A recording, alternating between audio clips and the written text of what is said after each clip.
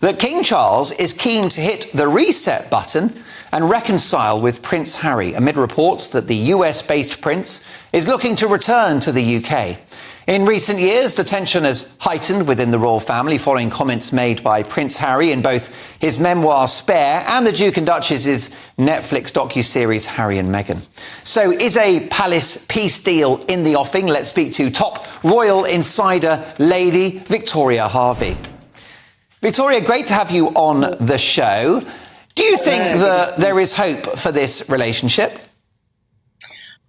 Yes, I mean, I do. At the end of the day, he is the king's son. He is the second son in line to the throne, I mean, after William's children. And it's very important, I think, that they make amends. If that was going to happen soon, I don't know. Would Harry move back? Would Meghan agree to move back? I don't really see that likely, but anything is possible. Yes, I mean, Victoria, is a reconciliation possible whilst Harry and Meghan are still married? I'm not hearing the volume. Oh dear, I could shout if you like, Victoria. I think it's a fascinating debate, this. I would absolutely love to see the King and Harry to reconcile. As Victoria just said, they are father and son. So not only is this drama bad news for their relationship and emotionally painful, it's also bad news for the monarchy, and it's a headache for the king. It is a political and personal problem, and I do think it's probably Charles's greatest challenge. But I do see two stumbling blocks. I think one, the other half, she who must be obeyed, indoors, Meghan Markle. I won't call her Woko Mono because that's un-PC. But there's another stumbling block, I think, and it's Prince William. I think Prince William could be an issue because he is reported to be boiling with rage about Harry's behaviour in the last few years. Well, I'm delighted to say Victoria's back online, and we've put 10p in the meter, Victoria. Do you think that William could be a barrier to reconciliation? Because you've told me in the past that he is known to be furious with his brother. Well, I think Spare really hasn't helped a lot of things between their relationship. You know, William and Harry, everything that he kind of put out about William, he didn't really appreciate any of that. So I think it's going to be quite challenging, for sure. I don't think it's going to be an easy ride for Harry at all. Do you know how much emotional turmoil Charles has been through in regards to Harry? Because he is fond of his son, isn't he? This is not only an issue of, concern for the monarchy, the institution. This is a father that has suffered. At the end of the day, like I said, he's his father, but he has to also play the role of the monarch now. And it has to be sort of tough love as well. But, everyone is going to be looking at, are they capable of bringing back, the unity in the family, which is so important, which has really been lacking. We saw that during the coronation and Jubilee, and just even seeing the balcony looking very empty. I think a lot of people have noticed that and would rather see the family unified and together again.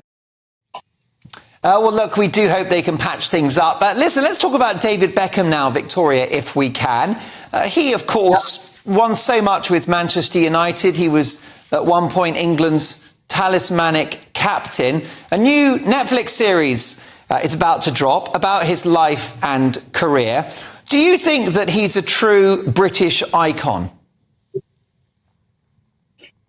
Look, he is a massive icon, not just in football, but he is one of the biggest icons of sport. And it's been kind of a long time coming. I think he has been wanting to have this knighthood. There's been talk about it for the last 2 decades, as far as I've heard. So, I think he does deserve it, and I hope he gets it this time. Do you know David?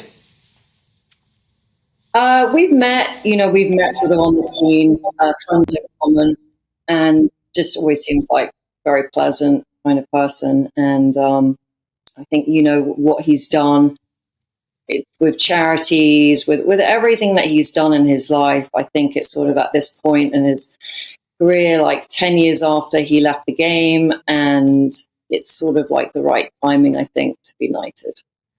Yes, of course, we know that a big aspect of his life is his family. And that marriage, I mean, that's the bedrock of his brand, isn't it, as well as his life?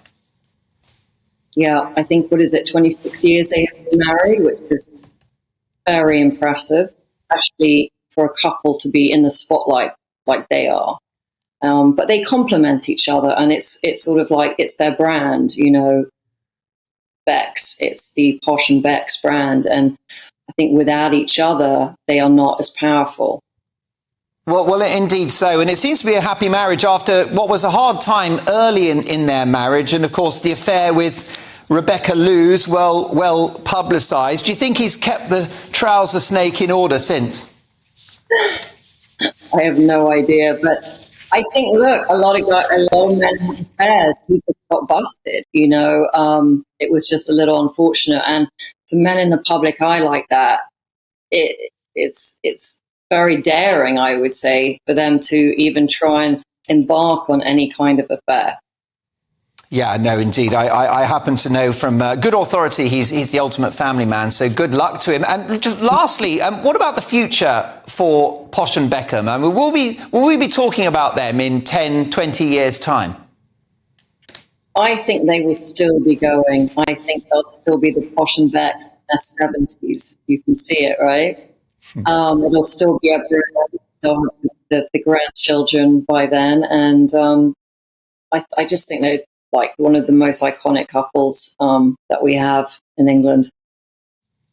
Well, look, good luck to the pair of them. I must say I'm a great admirer of both of them, as am I of you, Victoria. We look forward to catching up soon. Top Royal Insider, broadcaster, entrepreneur, model, you name it, Lady Victoria Hervey.